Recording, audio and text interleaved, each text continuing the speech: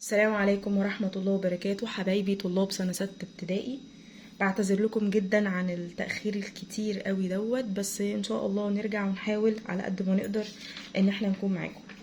النهاردة ان شاء الله هنشرح اول درس اللي هو ازاي نقسم عدد صحيح على كسر او كسر على عدد صحيح. الاول كده قبل ما نعرف يعني ايه كلمة 2 على نص، انا عايزة اسألكم سؤال. لو جه بابا قال لنا كده هما الاتنين جنيه فيهم كام نص؟ طب هما التلاتة جنيه فيهم كام نص؟ احنا بنعمل ايه؟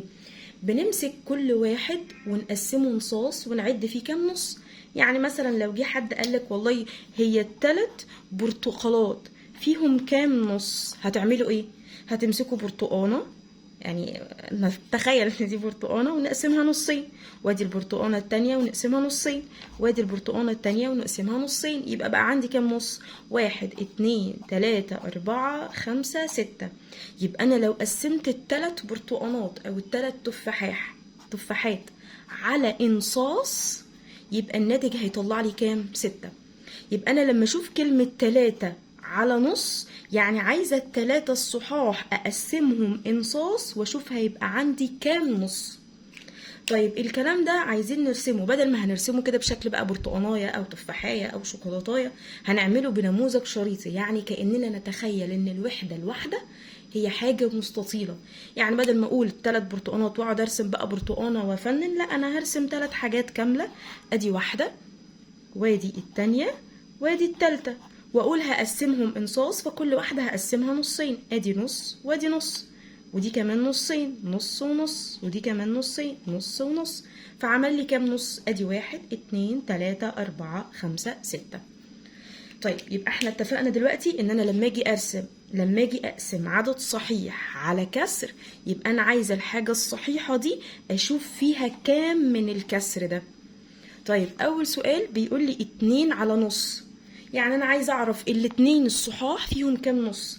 طبعا في ناس شاطره جدا ما شاء الله هتقول 4، عشان الواحد بس في نصين يبقوا الاتنين 2 و2 4. طيب لو احنا عايزين نعمل الكلام ده بالنماذج الشريطيه اللي احنا لسه قايلين عليها، دول 2 صحاح، فهرسم نموذجين صحاح، يعني 2 مستطيل. نعمله صغير نعمله كبير براحتنا، المهم ان احنا نعمل 2 صحاح كاملين اهو. ادي 1 وادي التاني. طيب انا عايزة اقسمهم ايه؟ انصاص. يعني عايزة امسك الواحد من دول اقسمه نصين، ادي نص وادي نص، وامسك ده كمان اقسمه نصين، ادي نص وادي نص، يبقى ده نص نص نص نص. طب انا عايزة اعد بقى الاتنين الصحاح دي فيها كام نص، فهمسك كل نص لوحده كده واخده اقول ادي 1، وادي النص التاني يبقى دي كده 2، وادي النص التالت يبقى دي 3، وادي النص الرابع يبقى ادي كده 4. يبقى 2 لما اقسمهم انصاص يعني على نص، يبقى الناتج هيطلع لي 4. طيب السؤال اللي بعده بيقول لي 2 على خمسين. ايه ده بقى؟ دي معناها ايه؟ ان انا عايزه اعرف الاتنين الصحيحه هيبقى فيها كام خمسين مع بعض. يعني انا عايزه امسك الاتنين اقسمهم اخماس. هنا كنا بناخد كل نص لوحده، بس هنا عايزين ناخد كام خمس؟ خمسين مع بعض. كل خمسين مع بعض اخدهم مع بعض واشوف هيبقى عندي الاتنين الصحيح فيها كام خمسين مع بعض. طيب تعالوا الاول نرسمها. انا هرسم 2 صحاح، ادي 1 صحيح وادي 1 تاني صحيح.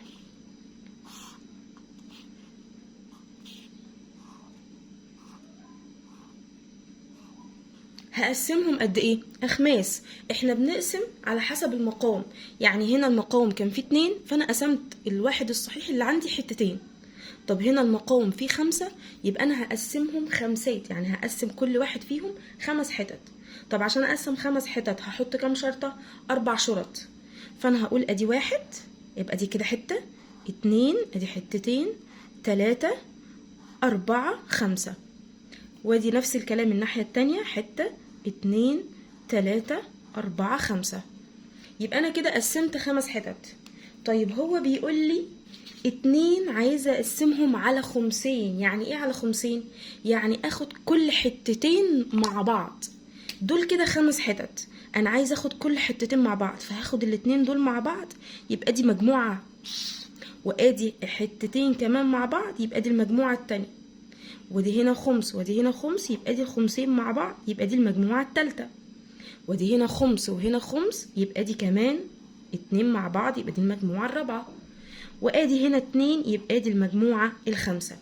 يبقى انا كده عملت ايه؟ مسكت الاتين الصحيحة اللي عندي، قسمتهم اخماس. بس هو مش قايل لي هنا خمس لوحده، يعني مش عايز الاتنين لما اقسمهم كل خمس لوحده هيطلع لي كام مجموعة، لا ده عايزني امسك الاتنين الصحاح دول اقسمهم مجموعات، كل مجموعة فيها خمسين، واشوف بقى انا عندي كام مجموعة. ادي واحدة عشان دول اتنين من الخمسة، ودي كمان تانية يبقى دي مجموعتين، ودي هنا واحدة وهنا واحدة يبقى دي كده تلاتة، ادي اربعة، ادي خمسة. يبقى اتنين على خمسين دي هتديني كام؟ خمسة. طيب السؤال اللي بعده بيقول لي تلاتة على تلتين. يعني ايه تلاتة على تلتين؟ يعني همسك التلاتة الصحيح اقسمهم كل تلتين مع بعض واشوفهم هيطلعوا لي كام مجموعة. طيب انا اول حاجة هرسم 3 نماذج شريطية، 3 صحاح. مين شاطر بقى يقول لي قبل ما اقسم كده انا همسك كل نموذج واقسمه كام حتة؟ في ناس شاطرة طبعا ما شاء الله هتجاوب، هتقولي اقسمهم 3 حتت عشان احنا بنقسم على حسب المقام. المقام هنا فيه 3، يبقى انا همسك كل واحدة واقسمها 3. يعني هعمل شرطتين، ادي واحدة ادي 2، فلقيتهم عملوا لي 3 حتت. وهنا نفس الكلام، ادي شرطة ادي 2 فعملوا لي 3 حتت. هنا نفس الكلام، ادي شرطة ادي 2 عملوا لي 3 حتت. يبقى انا كده مسكت ال3 الصحاح قسمتهم اكلات، كل حتة فيهم كل واحدة فيهم 3 حتت. بس انا عايزه اخد ايه؟ كل تلتين مع بعض. يعني انا عايزه اخد حتة ادي 2، التلتين دول مع بعض يبقى دي 1، ودي تلت ودي تلت تاني يبقى دي التلتين دول كمان مع بعض حتتين. ودي هنا تلت ودي هنا تلت يبقى كمان حتتين، يبقى دي 3 مجموعة. وبعد كده ادي تلت ودي تلت يبقى دي كمان حتتين، يبقى دي كده المجموعة الرابعة. يبقى دي مجموعة فيها حتتين، وادي حتتين، وادي حتتين، وادي حتتين، اتبقت لي قد ايه؟ حتة واحدة. حلوة قوي، نركز بقى في الحتة دي قوي. ده خد حاجته كاملة، خد الاتنين من ال3 اللي هو عايزهم. ده خد حتته كاملة، 2 من ال3 اللي احنا المفروض نديهم له. اخر واحد لا خد حتة واحدة بس، حتة واحدة. من كام حتة المفروض كان ياخدهم؟ من حتتين. يبقى ده خد نص اللي كان المفروض ياخده. هو المفروض كان ياخد حتتين، طب هو خد حتة واحدة بس، يبقى خد نص. يبقى انا كده بقى عندي كام واحد خد حاجته كاملة؟ ادي 1 ادي 2 ادي 3 ادي 4، وده خد نص بس، يبقى دي بقت 4.5. يبقى نخلي بالنا علشان ما الناس ما تفتكرش ان احنا هنا هنقول ان هو ده خد واحدة من ال3. لا، هو دوت انا بشوف هو خد قد ايه. هو خد حتة واحدة من قد ايه؟ من حتتين المفروض كان ياخدهم. يبقى هو خد واحدة من الاتنين اللي الناس كلهم واخدين زيه، يبقى خد واحدة من 2، يبقى كده في 4 كملوا، وده خد نص بس، فبنقول 4.5. طيب نيجي السؤال اللي بعده، بيقول لي 3 على 3/4. دي معناها ايه؟ ان انا عندي 3 حاجات صحاح عايزة اقسمهم ارباع، وكل 3/4 يكونوا مع بعض. فشوف ال3 دي صحيح هتعمل لي كام 3/4. فانا هنا هرسم 3 نماذج شريطية كاملة، 1 2 3. هنقسمهم كام حتة يا شطار؟ هنقسم كل نموذج كام حتة؟ 4 حتت. يعني هنحط كام شرطة؟ 3 شرط، 1 2 3، 1 2 3، 1 2 3. يبقى انا كده قسمت كل واحدة فيهم 4 حتت عشان احنا بنقسم على حسب المقام ربع. طيب انا عايزه اخد كل كام مع بعض؟ كل 3/4 مع بعض، يبقى ادي ربع ودي ربع ودي ربع، يبقى ده خد حاجته كاملة. ادي اول واحد. ده ربع ودي ربع ودي ربع، يبقى ده خد حاجته كاملة، يبقى ده تاني واحد. ربع وربع وربع، يبقى ده كمان خد حاجته كاملة، يبقى ده تالت واحد. ودي ربع ودي ربع ودي ربع، يبقى ده كمان خد حاجته كاملة، يبقى دول 4. يبقى أنا لما قسمت التلات حتت أرباع واديت كل واحد 3/4، عملوا لي كام نفر أو كام مجموعة؟ 4 مجموعات. طيب جميل. افرض أنا دلوقتي عايزة أقسم العكس، يعني عايزة أقسم 4 أخماس على 2. هعمل ايه؟ تعالوا كده الأول على جنب كده نيجي نقول، لو أنا بابا قال لي خدي النص تفاحية دي قسميها عليكوا انتوا الاتنين، انت واخوك او انت واختك، هنعمل ايه؟ انت هتمسك النص تفاحية وتقسمها نصين، فبالبلدي كده كل واحد فيكوا هياخد ربع. طب جيب الربع منين؟ انا همسك ادي التفاحية، بس انا مش هاخدها كلها، بابا قال لي نص تفاحية بس، يبقى انا هعمل كده، وهو ده النص اللي انا هاخده اقسمه عندي انا واختي. يبقى الجزء ده مش داخل معايا في القسم خالص لانه مش معايا، ده انا بابا اداني نص بس، يبقى النص ده هو اللي معايا.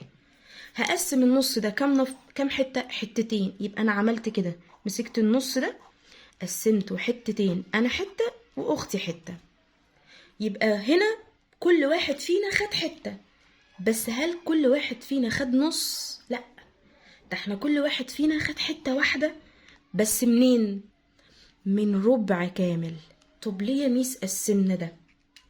انا دلوقتي بابا اداني ده اقسمه، فانا دلوقتي خدت كام حته؟ كان معايا نص كامل صحيح، قسمت النص ده حتتين، فانا خدت جزء وهي خدت جزء. انا عايزه اعرف الجزء اللي انا خدته ده خدته قد ايه من التفاحيه كلها. فانا زي ما قسمت الجزء اللي معايا هقسم كمان الجزء اللي مش معايا. بتخيل ان انا لو قسمت الجزء اللي مش معايا زي ما انا قسمت اللي معايا، هبقى كأني خدت كام حتة؟ كأني خدت حتة واحدة من كام حتة؟ من 4. يبقى انا كده بقول ان انا خدت واحدة من 4، يعني انا خدت ربع التفاحية. يبقى انا بقسم الاتنين التانيين، اقول له يا بابا انت دلوقتي اديتني نص واحد بس النص ده صحيح، فانا هقسم النص بتاعي حتتين، يبقى انا خدت حته واخويا خد حته، وكمان النص اللي معاك ده كأني هقسمه حتتين، يبقى احنا كأني كل واحد فيا انا واخويا خد حته واحده من ال4. طيب نفس الكلام انا عايزه اطبقه بالنماذج. عندي 4 أخماس عايزه اقسمها على نفرين. اول حاجه ده 4 أخماس، يعني انا ما عنديش حاجه كامله، يعني انا واخده 4 حتت من ال5 هقسمهم. يبقى انا هرسم الاول نموذج واحد، ادي نموذج كامل، بس بابا ما ادانيش شوكولاتايه كامله، اداني كام حته؟ 4 حتت من ال5، فانا هقسم البرتقانايه اللي عندي 5 حتت علشان اخد منهم ال4 اللي بابا اداهم لي. فهعمل كده 1 2 3 4 5 حتت.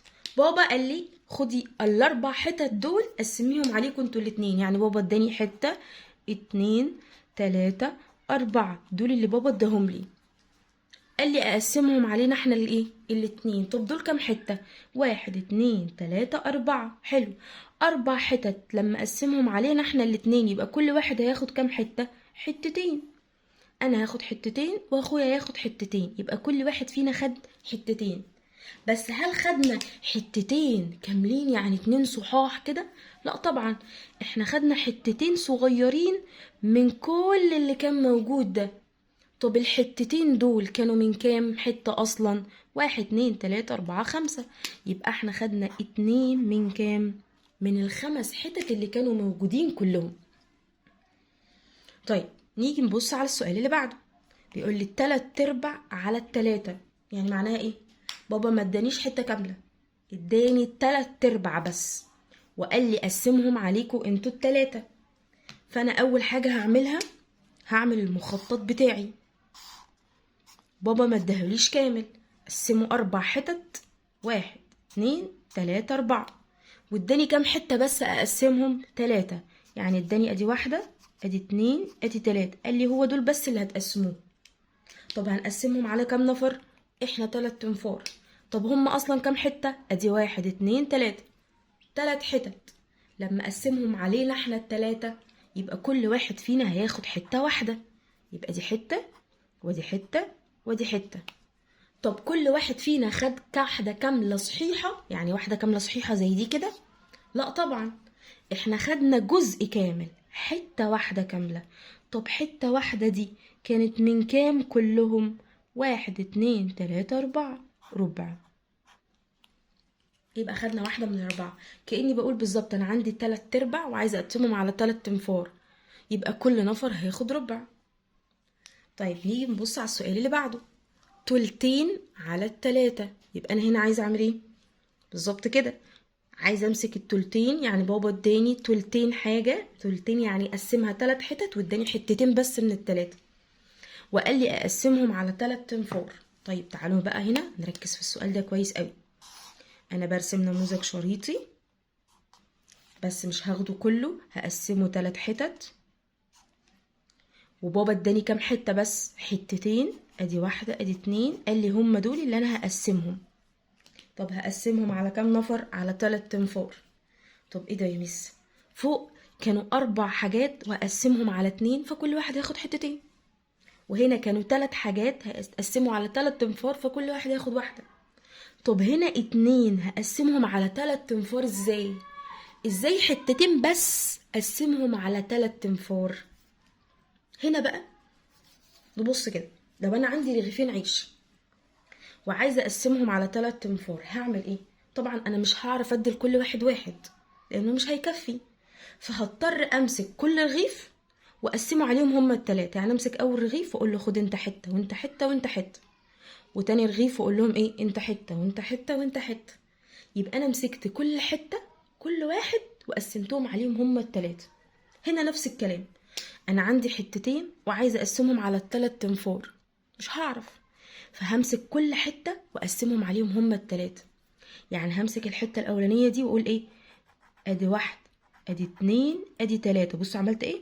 قسمتها 1 2 3، يبقى الحته الواحده قسمتها عليهم هما ال3، والحته التانيه برضو قسمتها، ادي 1 2 3، والحته التانيه كمان قسمتها عليهم هما ال3. وزي ما بقسم دي بتخيل كمان ان انا مقسمه دي عشان اعرف انا لو خدت حته هاخدها من الشكل كله كان كام، فبقسم دي كمان 3 حتت اهو. يبقى انا بقى عندي كام حته بعد ما قسمت؟ انا كان عندي اصلا حتتين بس، ومسكت كل واحده فيهم قسمتها على 3 حتت، بقى عندي 1 2 3 4 5 6، بقى عندي 6 حتت صغيرين. ال6 حتت عايزه اقسمهم على كام نفر؟ 3. كده هينفع. اما اقسم ال6 حتت على 3 انفار يبقى كل واحد هياخد كام حته؟ حتتين. فعلا احنا لما قسمناهم الجزء الاولاني كل واحد خد واحده، والجزء التاني كل واحد خد برضو ايه؟ واحده. يبقى كده كل واحد خد كام حته؟ حتتين. بس طبعا مش حتتين صحاح، لا ده خدوا حتتين بس. من كام حته بقى كلها كانت موجوده؟ ادي 1 2 3 4 5 6 7 8 9، 2 من ال9. يبقى انا كأني قسمت كل حتة عندي، هم اصلا 3 حتت. يعني هو بابا قال لي 2 فهو اصلا مقسم كل واحدة 3 حتت، رحت انا ماسكة كل واحدة ومقسماها 3 حتت تانيين، بقى عندي 3 و3 و3 يعني 9. هو بابا مديني حتتين بس، الحتتين دول انا لما قسمت كل واحدة فيهم 3 بقى عندي 6 حتت. اما اقسمهم على ال3 انفار يبقى كل واحد هياخد حتتين.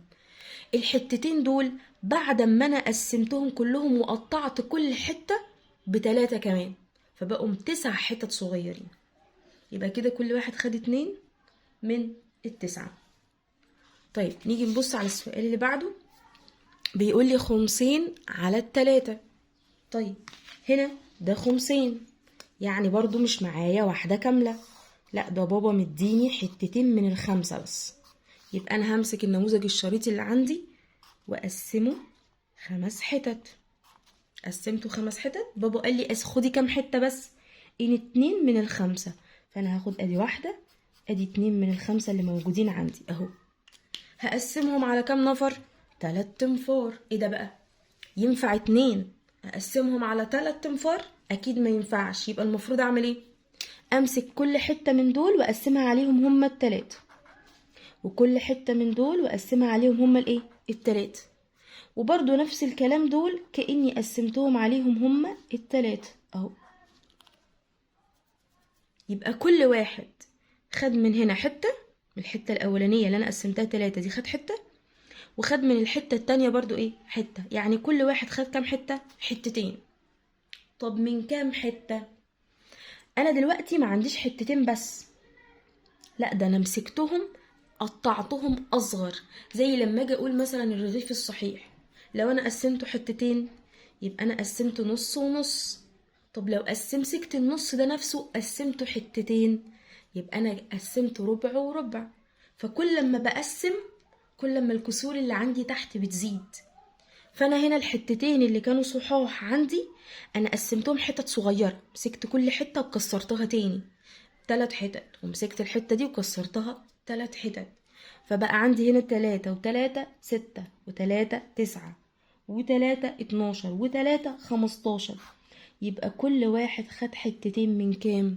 من ال15 كلهم، بعد ما امسك كل واحدة واقسمها لحتت اصغر.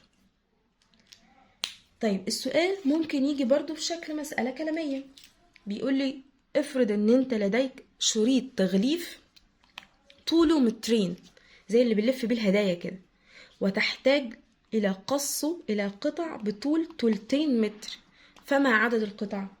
يعني هو هنا بيقولك ان انت عندك شريط طوله مترين، يعني اللي انت عندك مترين 2 صحاح كاملين اهو، وعايز تحتاج تقصه يعني تقطعه يعني تقسمه. يبقى انا كده هقسم، طالما هقص حاجة يبقى انا هقسمها، هتقسمها القطع حتت بطول 2 متر، يعني انت هتقسم الحتتين الصحاح دي على حتت كل حتة فيها كام؟ 2. فما عدد القطع؟ دلوقتي بقى لازم نفرق كويس. انا اول حاجة عندي هنا كام؟ 2، انا هقسم 2 صحيحة، يبقى انا عندي نموذجين صحاح كاملين اهو.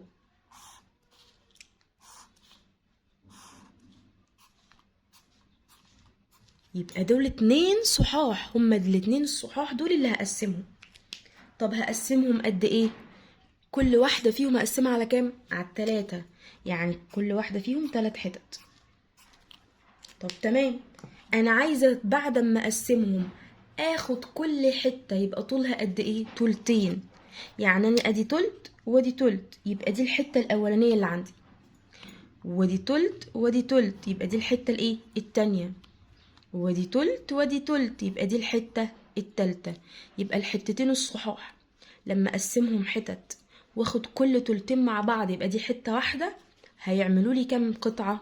3 قطع.